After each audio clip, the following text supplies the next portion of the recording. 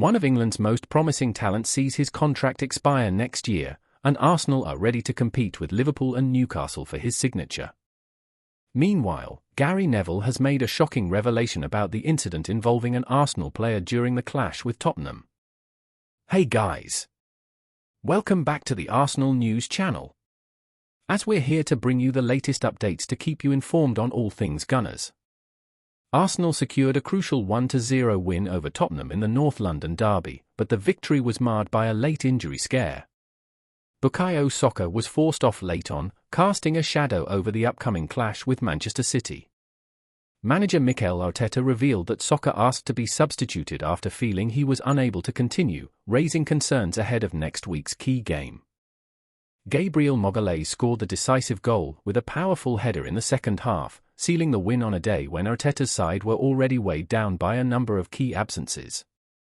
Despite these issues, Arsenal showed great resilience, with Saka delivering a superb cross for Gabriel to score. However, in the 86th minute, Saka went down and indicated he could not continue, leading to his replacement by 17-year-old Ethan Nwaneri in the closing stages. Arteta expressed concern over Saka's condition, saying, "He suddenly went down and said he couldn't continue, so we had to take him off." In his post-match press conference, he added, "I'm not sure what the problem is, but he couldn't continue." Losing Saka for any length of time would be a bitter blow for the Gunners, given his performances this season. He has already provided 3 assists and scored in the opening weekend against Wolves.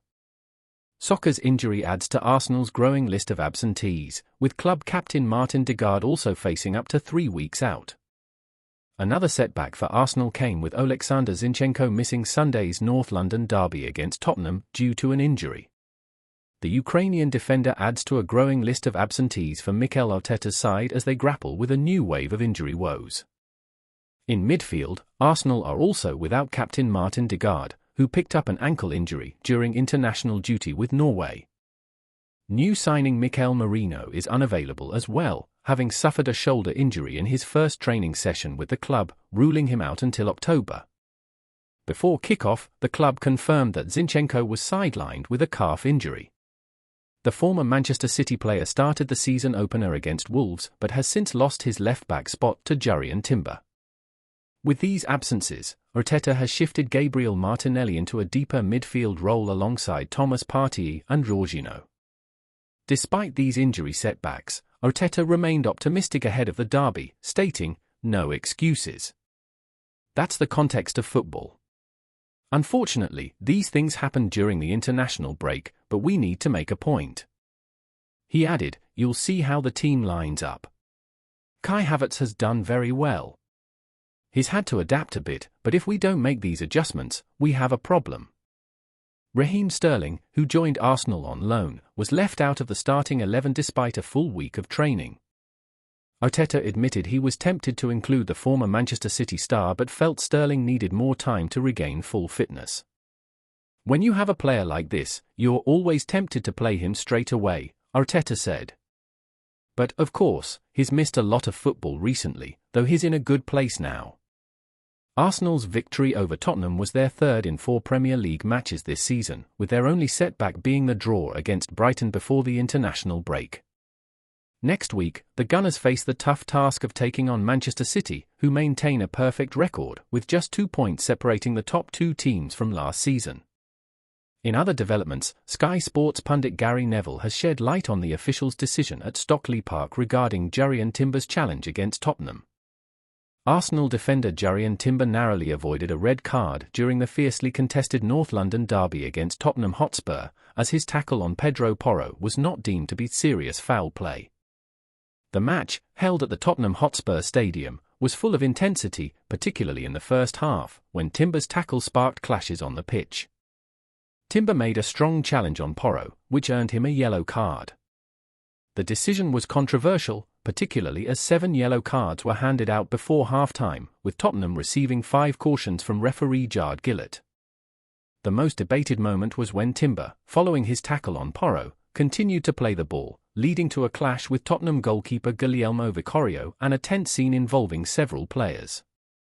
Porro was left down for a while after the challenge, adding to the drama. After the dust had settled, both Timber and Vicario were shown yellow cards. The incident was reviewed by VAR to determine whether Timber's yellow card should be upgraded to a red. Despite protests from the Spurs players, VAR upheld Timber's decision to remain on the pitch. Gary Neville explained, according to what was communicated to VAR at Stockley Park, they said Timber made contact with the ball first before touching Porro, which saved him from a red card. Although the challenge was intense, it was ultimately deemed fair, much to the relief of Arsenal fans who would have felt unfairly treated if Timber had been sent off. Comparisons were made with a similar incident last season when Liverpool's Curtis Jones was sent off for a challenge on Tottenham's Yves Bissouma. However, Timber's tackle was deemed less severe. There was also debate over whether Timber should have received a second yellow card for his involvement in the subsequent altercation with Vicario, but the officials opted not to escalate the situation. Ultimately, the referee's decision to keep Timber on the field was seen as the correct one, allowing him to continue in a tight derby. In other news, Liverpool have reportedly joined Arsenal and Newcastle in the race for England sensation Angel Gomez, who could be available for a relatively low fee in January. The Lille star, who made his England debut against Ireland last week, is in the final year of his contract and has so far refused to sign an extension. The 24-year-old Gomez began his career at Manchester United but moved to Lille as a free agent in 2020 after failing to secure a regular place at Old Trafford.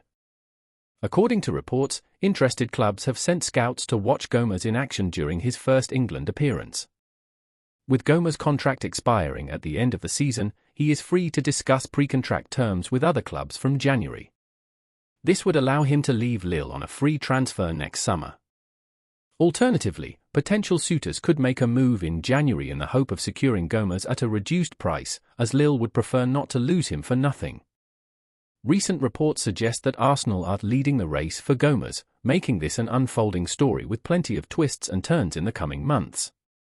Newcastle are also keen to add a new attacking midfielder, with Eddie Howe a known admirer of Gomez and keen to bring him to St James Park. Gomez has previously hinted at a potential return to Manchester United, stating, "Can I imagine going back one day? Obviously it's home. I'd love to go back. But you never know in football. I've just got to keep my feet on the ground and keep playing, make the most of it. I can't predict what the future holds." However, Manchester United have yet to express any real interest, leaving the way open for top Premier League sides to vie for his signature. Now, I want to know your opinion. Should Arsenal invest in signings in this January window? And more, would bringing in the Lille player be the best choice to strengthen the squad? Leave your comment below and, if you are not yet subscribed, don't forget to subscribe and activate the bell to stay up to date with all the news. See you in the next video.